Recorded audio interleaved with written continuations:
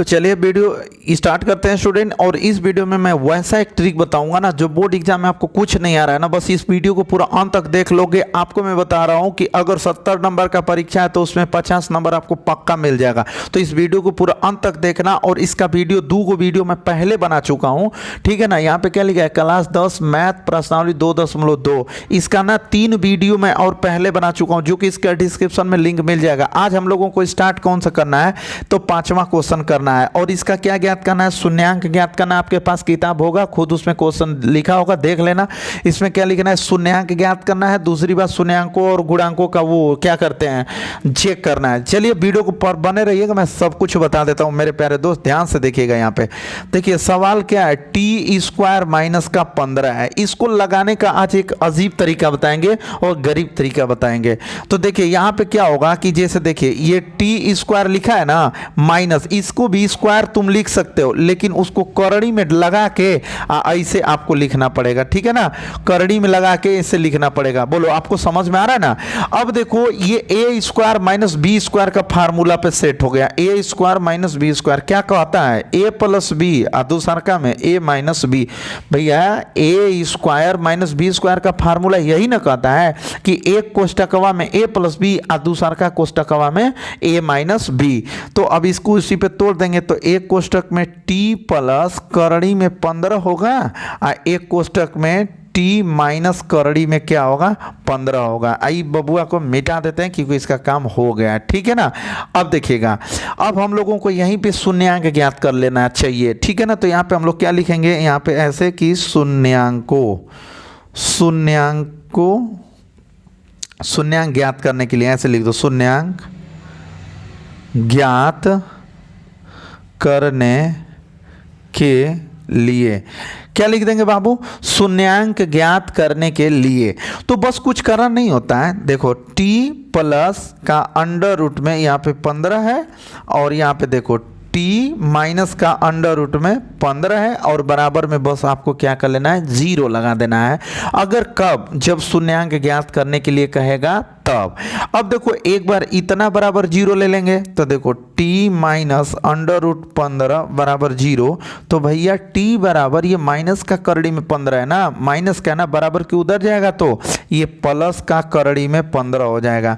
तो ये पहला शून्यांक आपको मिल गया। पहला शून्यांक मिल गया कितना, तो t बराबर करड़ी में 15। अब यहाँ पर लिख देते हैं हम लोग ऐसे, यदि, अब इतना बराबर भी तो 0 है ना, देख रहे हो ना, इतना बराबर भी तो क्या है, 0 है। तो लिख लो ऐसे t प्लस करड़ी में 15 बराबर 0। तो बताइए t बराबर, ये प्लस का करड़ी में 15 है, बराबर की उस साइड जाएगा तो माइनस का करड़ी में क्या हो जाएगा, 15 हो जाएगा, ठीक है। तो ये आपको किसका वैल्यू मिल गया, मतलब दूसरा वाला मिल गया। मतलब ये पहला दूसरा, किसी को भी पहला दूसरा ले सकते हो, कोई दिक्कत नहीं है। अब इसी में से हम लोग क्या करते हैं ना स्टूडेंट, कि देखिए इसी में से एगो के हम लोग अल्फा का मान लेंगे, और दूसरा का वाले को बीटा का। तो चलो अल्फा का मान एगो को मान लेते हैं। तो अल्फा का मान लीजिए कि करड़ी में 15 हो गया, अल्फा का मान लीजिए करड़ी में 15, और बीटा का मान लीजिए कि ये वाला बीटा का मान क्या मान लेंगे, इसको माइनस करड़ी में 15 को, ठीक है। यहाँ तक तो हम लोगों का काम चलता गया, कोई दिक्कत नहीं है, एकदम दिक्कत की बात नहीं है। अब हम लोगों को चूंकि ज्ञात क्या करना है, ज्ञात ही करना है ना, कि देखिए सबसे पहले सवाल को नोट करना है। तो सवाल को हम यहाँ पे नोट कर लेंगे, ठीक है। सत्यता की जांच के लिए, सत्यता की जांच यहाँ लिख देंगे, सत्यता की जांच के लिए, सत्यता की जांच के लिए हम लोग क्या करेंगे, सवाल को लिखेंगे क्या, t² माइनस का 15। देखो t² माइनस का 15 तो लिखने को लिख दिया गया है, लेकिन इससे सत्यता की जांच नहीं हो सकती है। क्यों नहीं हो सकती है, वीडियो को अंत तक देखिएगा। यहाँ पे देखो t वाला वैल्यू कोई नहीं दिया, तो ऐसे लिख लेंगे हम लोग, t² प्लस का 0 इंटू टी माइनस का 15। बताओ बाबू, 0 में गुणा करके t को लिख दिए हो, तो एक बात बताओ कि क्या कोई प्रॉब्लम है। यहाँ पे 0 में t का गुणा करोगे तो फिर 0 मतलब हो ही जाएगा, सब गायब ना हो जाएगा। 0 में t का गुणा करोगे तो सब मिला के सब कुछ गायब हो जाएगा। तो हमारा t² माइनस का 15 बचेगा कि नहीं बचेगा, तो बस वही चीज़ है। अब देखो यहाँ पे क्या होगा, कि अब इसका तुलना करेंगे A T square plus B T plus C से तुलना करने पर, क्या तुलना करने पर, तो देखो टी स्क्वायर से टी स्क्वायर खत्म हो जाएगा पूरा, तो ए का वैल्यू क्या मिलेगा, ए का वैल्यू देखो, ए का वैल्यू कुछ नहीं होता है ना, तो एक होता है, ए का वैल्यू बाबू कुछ भी नहीं होता है तो एक हो जाता है, ठीक है ना। अब देखिएगा यहाँ पर बी का वैल्यू क्या मिल गया, 0 मिल गया, सी का वैल्यू क्या मिल गया, तो माइनस का 15 मिल गया, माइनस सी का वैल्यू माइनस का क्या मिल गया, 15 मिल गया, ठीक है। अब देखिएगा हम लोग एक चीज बताए थे, अल्फा प्लस बीटा बराबर माइनस बी बटे ए, अल्फा प्लस बीटा बराबर माइनस बी बटे ए। अब देखिए अल्फा है तो अल्फा का वैल्यू यहां से क्या है, करड़ी में 15 है, अल्फा का वैल्यू यहां से क्या है, करड़ी में 15, तो करड़ी में 15 लिख लो पहला शून्यांक, प्लस ये बीटा है ना, तो बीटा का वैल्यू देखो क्या है, माइनस करड़ी में 15 है, तो यहाँ पे लिखोगे माइनस करड़ी में क्या 15 और बराबर माइनस, अब बी का मान देखो यहाँ से 0 है और यहाँ से ए का वैल्यू क्या है 1 है। अब देखो करड़ी में तो 15 लिखिए लोगे भैया, लेकिन ये प्लस में माइनस का गुणा होगा तो क्या होगा माइनस, और फिर करड़ी में क्या होगा 15 हो जाएगा, अब बराबर 0 में 1 से भाग करोगे तो कुल मिला के क्या हो जाएगा 0 हो जाएगा। अब देखो एक प्लस है करड़ी में 15, एक माइनस है करड़ी में 15, तो ये प्लस वाला माइनस से कट गया तो 0 बचा और इधर भी क्या बच गया 0 बच गया ना। अब हम लोग क्या लिख सकते हैं कि लेफ्ट हैंड साइड बराबर का राइट हैंड साइड ना, लेफ्ट हैंड साइड बराबर का राइट हैंड साइड, एक चीज तो बराबर आ गया, बट दूसरका चीज के बारे में थोड़ा सोचते हैं, तो दूसरका वाला क्या है, ऐसे होता है अल्फा इंटू बीटा बराबर सी बटे का ए होता है, मतलब शून्यांकों का गुणनफल अचर पद बटे ए होता है। तो देखिए यहाँ से अल्फा का वैल्यू क्या है, देखो अल्फा का वैल्यू अंडर रूट में 15 है, तो यहाँ पे हम लोग क्या लिखेंगे अंडर रूट में 15 इंटू बीटा का वैल्यू चाहिए, तो देखो बीटा का वैल्यू क्या है, तो माइनस करड़ी में 15 है, बीटा का वैल्यू क्या है माइनस करड़ी में क्या है 15 है, और बराबर यहाँ पे सी है ना, तो सी का वैल्यू देखो, सी का वैल्यू माइनस का 15, तो माइनस 15 लिख लेंगे, और ए है ना तो ए का वैल्यू क्या है 1 है, तो यहाँ पे हम लोग 1 लिख देंगे। यहाँ तक क्लियर है ना बाबू, बस थोड़ा सा गुणा भाग कर लेते हैं हो जाएगा, ठीक है ना। देखो ये माइनस है तो माइनस तो पहले आ जाएगा, अब देखो करड़ी में 15 गुणते करड़ी में क्या होगा 15 बराबर माइनस, अब 15 में 1 से भाग करिएगा ना तो आपको क्या मिलेगा केवल 15 ही मिल जाएगा, ठीक है। अब देखिए ये माइनस तो रहेगा, लेकिन आप लोग सुने होंगे कि अगर करड़ी में 15 करड़िए में 15 है, करड़ी में 2 है या करड़िए में 2 है, करड़ी में 5 है करड़िए में 5 है, तो उन दोनों का गुणा होता है, तो इन दोनों का गुणा होगा तो केवल 15 होगा, करड़ी हट जाएगी और बराबर माइनस का 15। तो देखो बाबू इसका भी लेफ्ट हैंड साइड है ना वो जो राइट हैंड साइड के ना बराबर आ गया, तो यहाँ से हम लोग कह सकते हैं कि भैया हमारा पहला शून्यांक है, वो जो पहला शून्यांक है वो टी का वैल्यू करड़ी में 15 आएगा, और जो दूसरा शून्यांक है करड़ी में -15 करके आएगा, और बाकी मतलब सत्यता की जो जांच की हम लोग तो शून्यांकों का योगफल भी बराबर आ गया, शून्यांकों का गुणनफल भी बराबर आ गया, मतलब कि हम लोगों का ये पूरा सवाल क्या है सही है। बाबू वीडियो अच्छी लग रही होगी ना तो वीडियो को ना सब्सक्राइब कर देना, इस चैनल को सब्सक्राइब कर देना, अनमोल सर विथ टारगेट को सब्सक्राइब कर देना। दूसरी बात, आपको जो भी चीज में प्रॉब्लम हो रही है ना तो इस वीडियो में कमेंट कर दो, चाहे किसी भी वीडियो में आप कमेंट करोगे कि सर इस चीज को हमको फिर से बताइए, तो मैं उस चीज को फिर से बता दूंगा आप लोगों को, ठीक है ना, और एकदम उसका एक तगड़ा वीडियो बना दूंगा। तो बाबू अच्छा लगा होगा वीडियो को लाइक कीजिएगा। एक सवाल अभी इसका और बचा हुआ है, अभी बताऊंगा, अभी बताऊंगा एक सवाल और, ठीक है ना, उसके बाद फिर देखिए वही पहले का ही ये चौथा क्वेश्चन है, मतलब अगर इस वीडियो को पूरा अंत तक देख लेते हो, इस प्रश्न को देख लेते हो, तो ये पहला क्वेश्चन में जो 4 क्वेश्चन दिया था, पहले का जो 4 क्वेश्चन दिया था वो पूरा कंप्लीट हो जाएगा, ठीक है। तो चलिए वीडियो को अंत तक देखिएगा। इसका देखिए हम लोग सबसे पहले ना शून्यांक ज्ञात करेंगे। क्या ज्ञात करेंगे स्टूडेंट?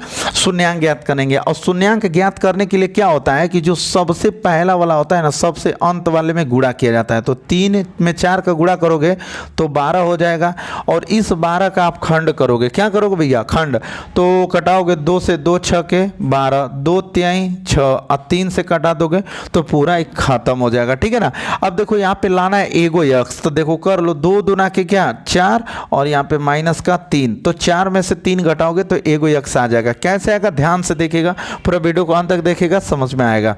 देखो यहाँ पर लिखोगे क्या 3x² माइनस, अब देखो इसको लिख लो, क्या है 4 माइनस का 3। अब देखो 4 में 3 घटाओगे तो एगो यक्स भी आ जाएगा, 4 में 3 का गुणा करोगे तो 12 भी हो जाएगा, ठीक है।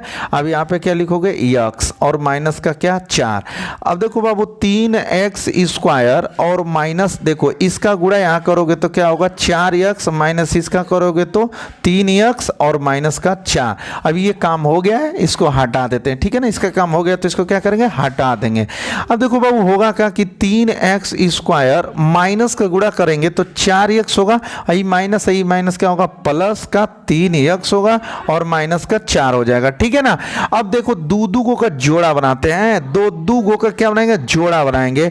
तो यहां से देखो केवल हमारा x ही कॉमन है और कुछ है नहीं कॉमन, तो यहां पे हम लोग क्या करेंगे x कॉमन ले लेंगे, ठीक है ना। तो x कॉमन लेंगे तो x से इसमें भाग करेंगे तो क्या मिलेगा 3x मिलेगा, x से इसमें भाग करोगे तो 3 तो बच जाएगा, x² से एगो कटेगा एगो बच जाएगा, माइनस x से एगो x कटेगा तो क्या मिलेगा 4 मिलेगा, और प्लस का 1 कॉमन ले लेंगे, यहाँ पे क्या ले लेंगे 1 कॉमन लेंगे। तो देखिए 1 से इसमें भाग करोगे तो 3x मिलेगा, इससे भाग करोगे तो माइनस का 4। अब देखो दोनों में क्या कॉमन है 3x - 4 3x - 4, देखो 3x - 4 3x - 4, तो क्या यहाँ पे कॉमन होगा, तो हो जाएगा 3x - 4, ऐसे 3x माइनस का 4, एगो में क्या होगा x प्लस का 1 x प्लस का 1, ठीक है। अब यहां तक आ गया तो अब हम लोगों को लिखना पड़ेगा कि शून्यांक ज्ञात करने के लिए क्या लिखना पड़ेगा बाबू, शून्यांक ज्ञात करने के लिए, शून्यांक ज्ञात करने के लिए, ठीक है ना। तो अब क्या करते हैं कि इसी चीज को लिखते हैं, समझ रहे हो ना, इसी चीज को लिख लिया करते हैं ऐसे 3x माइनस का 4 और x प्लस का 1 बराबर क्या 0, बस इसी बतिया को लिख के और इतना बराबर हम लोग क्या लिख देते हैं 0 लिख देते हैं, ठीक है स्टूडेंट। अब यहाँ पे हम लोग क्या करेंगे पारा पारी ऐसे करेंगे, ठीक है ना, ध्यान से थोड़ा वीडियो को अंत तक देखिएगा। अब देखो एक बार ना इसको हम 0 की बराबर लेंगे, एक बार हम लोग इसको किसके बराबर लेंगे 0 की बराबर लेंगे, तो यहां पे क्या होगा x प्लस का 1 बराबर 0, तो x बराबर ये प्लस का उधर जाएगा तो माइनस का हो जाएगा, तो ये तो पहला काम मिल गया। अब देखिए दूसरा काम का होगा, दूसरा काम थोड़ा ध्यान से देखिएगा, इसको लेंगे और यहां पे लिख के लिया जाएगा ऐसे कि यदि 3x - 4 बराबर 0, देखो लिखेंगे 3x माइनस का 4 बराबर 0।